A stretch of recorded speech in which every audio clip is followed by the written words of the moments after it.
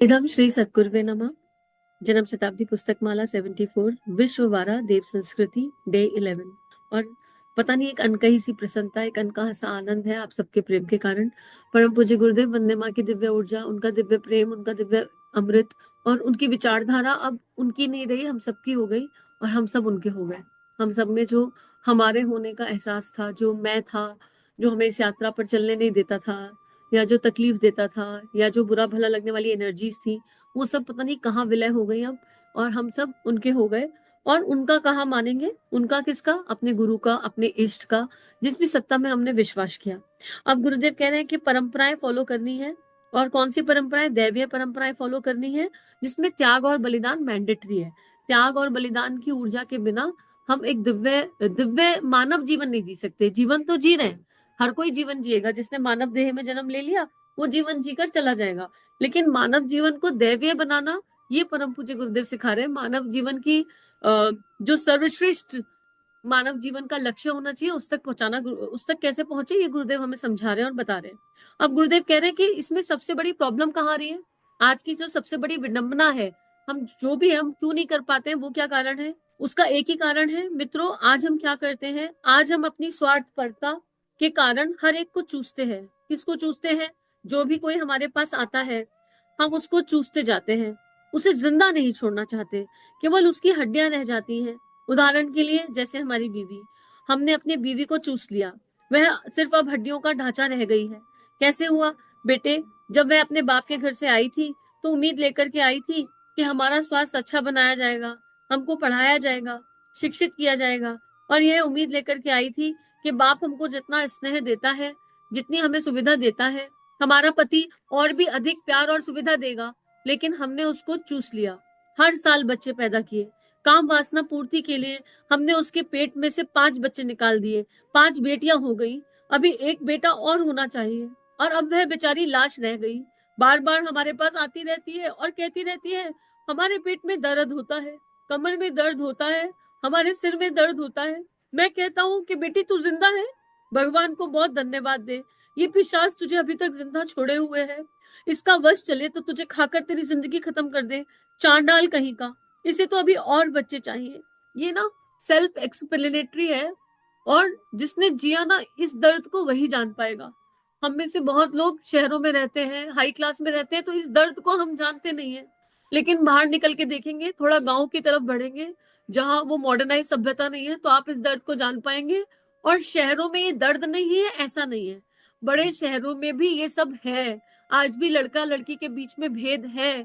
Problem कहाँ है कि वहां पर बताना नहीं चाहते हैं। ये गुरुदेव ने जो पुस्तक 69 है पेरेंटिंग, उसमें इसका पूरा विज्ञान बहुत अच्छे से समझाया है।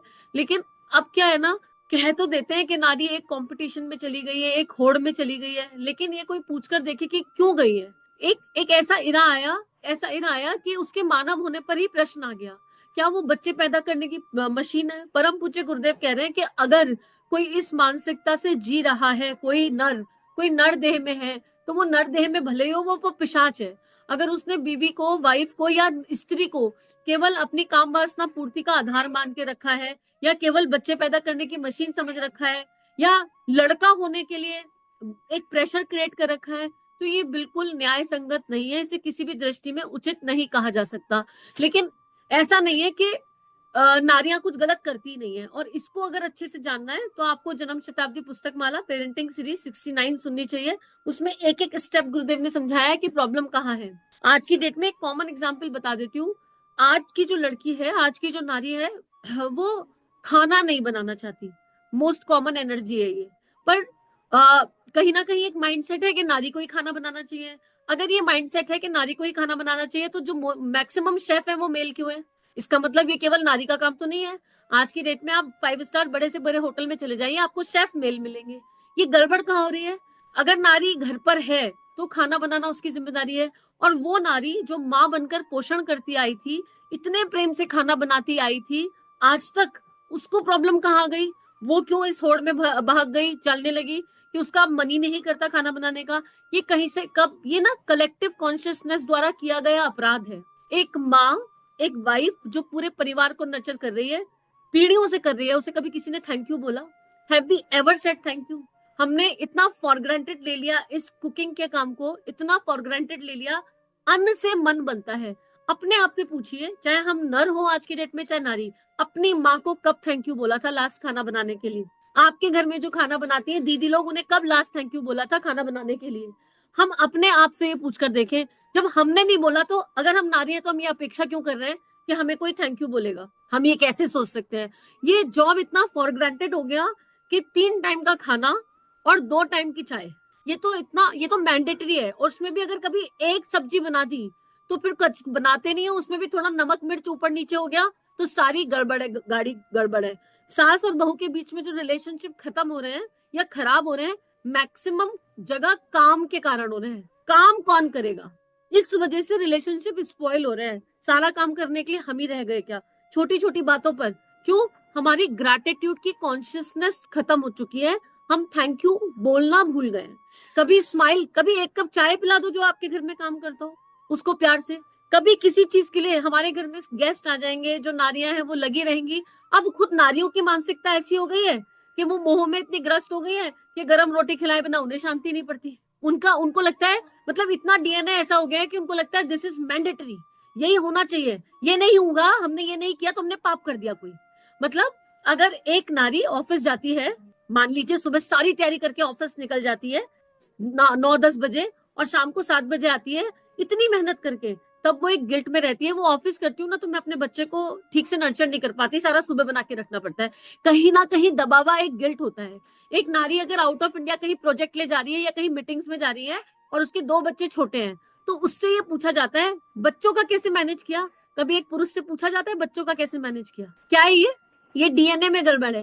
अरे काम है, दोनों कर रहे हैं, तो बच्चे पालना केवल नारी का ही दायित्व है, ये कहां से आया? तो बहुत सारे ऐसे दकियानूसी, सॉरी टू से, ऐसे सिस्टम हमारे सिस्टम में हो गए हैं डीएनए की वजह से, जिनका कुछ आधार नहीं है, जिनका कोई बेस नहीं है।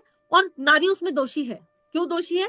क्योंकि उसने अपने आप को वही मान लिया है जो समाज ने उसे बता दिया है। इतना भय है स्वावलंबन ना होने की वजह से, पढ़ाई शिक्षा ना होने की वजह से, इतना फियर अंदर भर गया है कि हर तरह का अन्याय सहने को तैयार है। पर फिर घर वाले चाहे मारे, जिंदा जला दी जाती है आजकल। क्यों जला दी जाती है? बच्चा पैदा करने की मशीन बनने को तैयार है। क्यों? एक एक उठाकर कंप्लेन करने में डरते हैं। क्यों? क्योंकि पता है माता पिता का सपोर्ट नहीं मिलेगा। लड़की अगर विदा होकर गई है डोली में तो अर्थी आनी चाहिए वापस। कौन से युग में जी रहे हैं हम? कौन से युग में? अगर किसी कोई लड़की का हस्बैंड, मतलब कोई विडो हो गई है तो, या फिर सेपरेशन हो गया है तो दूसरी मैरिज मैंडेटरी है। कौन से युग में जी रहे हैं हम? क्यों? कोई ये सोचता ही नहीं। लड़कियां खुद ये नहीं सोचती। मैंने खुद क्लोजली देखा है। मतलब 30-30 साल की लड़कियां क्या कहो उन्हें, मेच्योर एडल्ट 35 ईयर्स के, अगर सेपरेट हो गए हैं या विडो एनर्जी पर है तो सोचते हैं जीवन कैसे कटेगा, इसलिए शादी करना है। मतलब मुझे ये कॉन्सेप्ट, हो सकता है मेरी कोई भूल है, अगर आप लोगों को कुछ गलत लग रहा हो तो क्षमा प्रार्थना है। मैं अपना भाव और ओपिनियन गुरु चरणों में बैठकर खुलकर रख रही हूँ। क्यों ये मानसिकता है कि एक अकेली नारी सरवाइव नहीं कर सकती? वाई? सपोर्ट एनर्जी से उसको कोई एक सपोर्ट सिस्टम चाहिए ही चाहिए। क्यों चाहिए? Why? The support system comes from inside. आप अपना सपोर्ट सिस्टम बन जाओ, आप हजारों को सपोर्ट कर सकते हो। आप अपना मनोबल और आत्मबल जगा लो तो आप पता नहीं क्या दुनिया बदल दोगे और कितनी दुनिया बदल दोगे। पर जब हम ढूंढते ही रह जाएंगे, और वो मिलेगा कभी नहीं जो आप ढूंढ रहे हो। कि आज तक किसी को वो मिला इस दुनिया में बाहर से? एक ऐसा महापुरुष बता दो जिसे बाहर से कुछ प्राप्त हुआ। बाहर कहीं कुछ है ही नहीं, आप ढूंढते रहो। पढ़ाई हम नहीं करना चाहते। मैं देख चुकी हूँ ऐसी नारियों से, ऐसी लेडीज से बात करके जिनके घर में कोई सुख सुविधा नहीं है, परेशानी है। उनसे कह दो पढ़ लो तो उनको दुनिया भर का सारा काम करना है, पढ़ाई नहीं शुरू करनी। अब जब खुद ही खुद के दुश्मन बन के बैठे हैं तो कोई क्या करेगा? कोई कितना समझा लेगा यार? किसी को नहीं समझा सकता, पॉसिबिलिटी नहीं है। हम डॉक्टर्स के जाने को तैयार हैं, कह दो कि मेडिटेशन के लिए टाइम निकाल लो 15 मिनट, तो उसकी वैल्यू नहीं है। डॉक्टर के यहाँ वो वर्ग, वो तबका जिनके पास शरीर की प्रॉब्लम है या फाइनेंस उतना नहीं है, वो आए दिन डॉक्टर के यहाँ जाकर पैसे खर्च करने को तैयार है, पर अपने अंतर की यात्रा शुरू करने को तैयार नहीं है। डॉक्टर के यहाँ हजारों रुपए खर्च करने को तैयार हो। आप कितना ही समझा लो, कितना ही बता लो, जब तक आत्म जागृति नहीं होगी बात बनेगी नहीं। तो अब गुरुदेव यहाँ पर ये समझाना चाह रहे हैं कि नारियों को खुद आवाज उठानी पड़ेगी। अगर आपके साथ कोई ऐसी साथी आत्मा है, वो किसी भी रिश्ते के रूप में है, जो नरदेह में है, और वो अनुचित और अन्याय कर रही है आपके साथ, तो आपको आवाज अपने आप उठानी पड़ेगी। कोई नहीं आएगा क्योंकि आपके हिस्से की रोटी, आपके हिस्से का खाना आप ही खाएंगे और कोई नहीं खा सकता। यहाँ पर ये नहीं कहा जा रहा कि तू एक तलवार निकाल, मैं एक तलवार निकाल, दोनों एक दूसरे का सिर कलम कर दे। पर आपको आवाज उठाने का मतलब है आपको रास्ता खोजना होगा, अपने आप से ये प्रश्न करने होंगे, क्या ये मानव तन इसीलिए मिला था कि मैं बच्चे ही पैदा करती रह जाऊं? क्या ये मानव तन इसीलिए मिला था कि लोग आए, मारे, पीटे और चले जाएं? क्या ये मानव तन केवल इसी काम के लिए मिला था कि मैं बच्चों को पालूं और फिर वही बच्चे आके मुझे मारे? ये भी देखा है कि बच्चे बड़े हो जाते हैं तो माँ पर हाथ उठा रहे हैं, ये मैंने अपनी आंखों से देखा है। तो फिर क्या ये माना, ये प्रश्न ना हर नारी को जिनके साथ ऐसा हो रहा है अपने आप से पूछने की आवश्यकता है। और अगर आपको लगता है ये उत्तर क्या है, आपको अंदर से मिल जाए उत्तर, आपको पता है और कोई आपको उत्तर नहीं देगा, तो फिर ये खोजिए कि अब समाधान क्या है, मैं उस ऊर्जा को बदल कैसे सकती हूँ। और यहाँ पर कुछ कॉन्सेप्ट समझने की आवश्यकता पड़ेगी, पर पहले ये कदम तो उठा लीजिए। यहाँ पर गुरुदेव की वैल्यूज और प्रिंसिपल्स काम आएंगे। उपासना की शक्ति, लॉ ऑफ कर्मा को समझना, प्रेम की शक्ति, आत्मीयता की शक्ति, गायत्री की शक्ति, इन सबसे वो शक्ति मिलेगी कि आप उस अन्याय के खिलाफ आवाज उठा सके। और यहाँ घर टूटते नहीं है, घर जुड़ते हैं। अगर आप सही तरीके से, सही एनर्जी से, सही इंटेंशन से और सही भावना से इस यात्रा पर चलेंगे तो सारी प्रॉब्लम सॉल्व होंगी। बस जरूरत किस चीज की है? एक साहस। बिना साहस के संभव नहीं है, पॉसिबिलिटी ही नहीं है। एक बहुत बड़ी मानसिकता, एक बहुत बड़ी सोच को बदलना है, तो अगर साहस नहीं होगा तो कदम कदम पर पग पीछे चले जाएंगे। मौन रहिए, मौन रहिए, किसी का अमंगल मत करिए, किसी के बारे में अनुचित विचार मत कीजिए, किसी के बारे में अनुचित भावना मत कीजिए, अनुचित धारणा मत कीजिए। पर अनुचित सहना और अपने लिए अनुचित सोचना वो भी तो गलत है, वो भी तो अन्याय है। अगर हम बाहर से अन्याय नहीं सहेंगे तो अंदर जो हम अपने साथ अन्याय कर रहे हैं उसका क्या? अपने आप को हीन मानना और कंपैरिजन की एनर्जी, मैक्सिमम टाइम हम कंपैरिजन की एनर्जी पे मर जाते हैं। आप कुछ बहुत अच्छा काम कर रहे हैं और आपके साथी आत्मा भी कोई बहुत बढ़िया काम कर रहे हैं, ठीक है, आप साथी आत्मा का काम देखकर अपने काम को कम मानने लगे। क्यों आपको अपने आप को इतना वीआईपी ट्रीटमेंट देना है? क्यों आपको आपको इतना कंपैरिजन करना है? क्यों आपको दूसरे की थाली में झांकना है? आधी नारियां, उनके जीवन में कोई दुख नहीं है, उनके जीवन का दुख ये है कि मेरे बाजू वाली नारी का जीवन ज्यादा सुखी है। अरे भाई, तुमने झांक कर देखा? तुमको क्यों झांकना है बाजू वाली का? तुम अपने अंदर झांक कर देखो ना।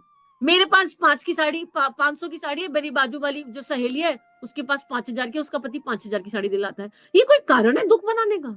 आज भी नारियां इसलिए दुखी है कि उनकी नारियां जब अपनी इच्छा खत्म करेंगी और ये महत्वाकांक्षा खत्म करेंगी तो प्रॉब्लम अपने आप सॉल्व हो जाएगी। हाँ, गोल्ड तो बहुत मैंडेटरी है, दिलाना ही चाहिए, ये कोई तरीका है? करवा चौथ पे गिफ्ट नहीं दिलाया, क्या ये छोटे छोटे लड़ाई झगड़े करने के लिए रह गए क्या हम? एनिवर्सरी, बर्थडे और गोल्ड और किसकी थाली में घी ज्यादा, मेरी साड़ी कौन सी, क्या ये छोटी छोटी छोटी छोटी चीजों से हमारी मानव देह की पूर्ति हो जाएगी? मानव देह की इच्छाओं की पूर्ति हो जाएगी? नारियां ऐसी छोटी छोटी चीजों में अपने आप को उलझा चुकी है जिसका कोई सिर पैर नहीं है, सॉरी टू से दैट। मतलब हीन भावना फील करती है। अगर गले में एक गोल्ड की चेन ना पहनी और हाथ में 4 कंगन ना हो तो एक मैरिड लेडी हीन भावना फील करती है, हाय मेरे पास तो ये सब सामान नहीं है। पागल हो तुम, सॉरी टू से दैट। बार बार क्षमा मांगूंगी लेकिन सत्य कहने से पीछे नहीं हटूंगी। अरे तुम्हारे पास आत्मबल है कि नहीं है? ब्रह्मबल है कि नहीं है? क्या करेंगे वो जेवर? तुम्हारे काम आएंगे, उन्हें खाओगी? तो नारियों को अपनी महत्वाकांक्षा और अपनी इच्छाओं को दिशा देने की आवश्यकता है।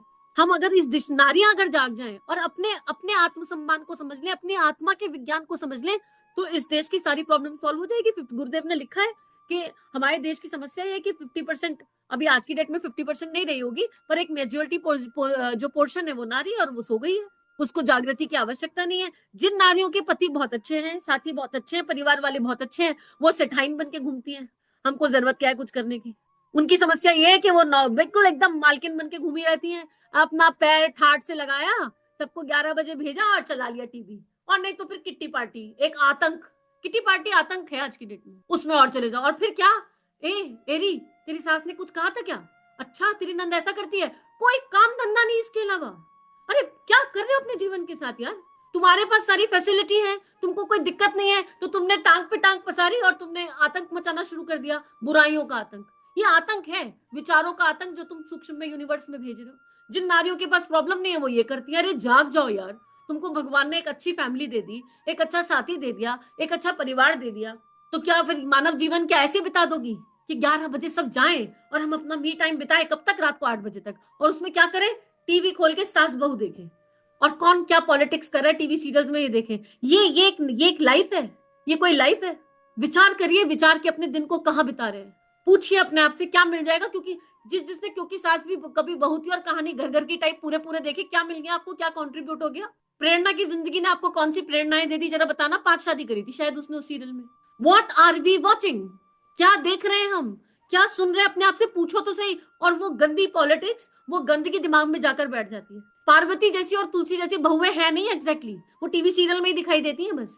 लेकिन झांसी की रानी जैसे लोग दुनिया में थे, एनी बेसेंट जैसे लोग दुनिया में थे, कभी खोल के देखा इनके बारे में कि झांसी की रानी ने क्या किया, पन्ना धाय ने क्या किया, एनी बेसेंट ने क्या किया, माता जी ने क्या किया, माँ शारदा ने क्या किया, गार्गी मैत्री ने कैसा जीवन जिया, विदुषियों ने क्या जीवन जिया, कभी खोल के देखा मीरा ने कैसा जीवन जिया? और भी ना जाने कितने मिल जाएंगे, आज की डेट में कितनी मिल जाएंगी। सुधा मूर्ति जी कैसा जीवन जी रही है, एक से एक। कल्पना चावला कौन सा जीवन दी गई, कभी विचार किया इस बारे में कि जो कुछ खास कर जाती है इन्होंने क्या खास किया? How are they doing what they are doing? आज की डेट में बिजनेस वुमन भी है, साइंटिस्ट भी है, हर तरह की लेडी है। पर पहले आपको वो सेठाइन बनकर टीवी देखने से फुर्सत तो मिले, और किट्टी पार्टी के कचरे तो निपटाओ पहले आप, तब तो करोगे कुछ। तो यहाँ पर प्रश्न केवल पुरुषों पर नहीं है, केवल नरदेह पर नहीं है। ऐसा नहीं है कि भाई सपोर्टिव नहीं है, भाई प्रोटेक्टिव भी है, सपोर्टिव है। लेकिन जब वो देखते हैं अपनी बहनों को, अपनी बीवियों को ये सब करते हुए, तो उनका दिमाग खराब हो जाता है और वो फिर वैसी हरकतें करते हैं जैसी उन्हें नहीं करनी चाहिए। तो ये दोनों पक्षों की जिम्मेदारी है और एक्सट्रीम जिम्मेदारी है। और मैं तो ये कहूंगी, मुझे तो ये समझ में आया है कि अपने मरे बिना स्वर्ग नहीं मिलता। स्वर्ग किसी को चाहिए तो मरना पड़ेगा भाई पहले खुद। ऐसा तो नहीं हो सकता कि तुम्हारा साथी आत्मा या तुम्हारे परिवार का कोई स्वर्ग चला जाए फिर तुमको ऊपर से फोन करके कहे हेलो हेलो मैंने ना स्वर्ग देखा, पता है ये इतना सुंदर ऐसा ऐसा दिखता है। ऐसी तो कोई संभावना है नहीं। तो अगर आपको मानव जीवन दिव्यता के साथ जीना है तो खुद ही जागना पड़ेगा। तो मैं तो कहूंगी कि नारियों की जिम्मेदारी ज्यादा है, क्योंकि वो सोई है ना, तो जो सोया है उसको उठना पड़ेगा ना। और उठाने वाला कौन है? परम पूज्य गुरुदेव उठा रहे हैं आपको, दरवाजा खटखटा रहे, सुनो उठ जाओ, बहुत सो लिया। अगर आप में से किसी ने ये सुना और आप नारी देह में हैं और आप सो रही हैं, तो आज आप जाग जाओ और अकेले मत जागना। इन भावनाओं को विश्वव्यापी बना के उन हर नारियों को जगा देना जो ऐसा जीवन जी रही है, लेकिन दोष दृष्टि से किसी को मत देखना। एक सामूहिक चेतना को जगाने का प्रयास और अभ्यास, इसके अलावा कुछ नहीं। तो आज का स्वाध्याय यही गुरु चरणों में अर्पित समर्पित करते हैं। और सच्ची बता रही हूँ, कोई पिशाच नहीं, कोई चंडाल नहीं। हम अपने जीवन के सबसे बड़े दुश्मन स्वयं हैं। तो अगर हमारे भीतर की दिव्यता जाग गई और हमने वो सही एक्शंस और सही कर्म कर लिए जो गुरुदेव की पूरी स्वाध्याय में 3200 किताबों का निचोड़ करके जो मिलता है, तो हमारे साथी, हमारा परिवार, उनकी ऊर्जाएं अपने आप बदल जाएंगी, इसमें कोई डाउट नहीं है। सभी को आभार, सभी अपना ध्यान रखिए और जाग जाइए। अगर सो रहे हैं तो जाग जाइए। अगर भाइयों ने सुना है तो पहुंचा दीजिए, जितनी जितनी फीमेल्स को आप अपने घर में जानते हैं उन्हें पहुंचा दीजिए। क्या पता कोई जाग जाए, कोई एक भी जाग गया तो मन प्रसन्न हो जाएगा, आनंदित हो जाएगा। किसका? गुरुदेव का, माँ का, क्योंकि उन्हीं की लेखनी है। तो बस इतना ही कहना है आज। और इदम श्री सद्गुरुवे नमः। इन भावनाओं को विश्वव्यापी बना दीजिए ताकि परम पूज्य गुरुदेव वंदे माँ का सपना पूर्ण हो सके, युग निर्माण हो सके। और वो तो होकर ही रहेगा, बस उस युग निर्माण में हम अपनी कोई भूमिका निभा सके, वो तो होना ही है। तो ये मौका आया है, इस मौके को, इस मानव जीवन गवाएंगे नहीं। सभी को आभार। चलिए समाज में कुछ अच्छा बांटे। अगर ये वीडियोस आपकी लाइफ को कंट्रीब्यूट कर रहे हैं, ये भावनाएं आपके हृदय को स्पर्श कर रही हैं, तो इन भावनाओं को विश्वव्यापी बनाने में हमारी सहायता कीजिए। चैनल को लाइक कीजिए, सब्सक्राइब कीजिए और पूरे विश्व में इस चैनल को पहुंचा दीजिए ताकि संतों की लेखनी से जन जन का कल्याण हो सके। जय हिंद, जय भारत।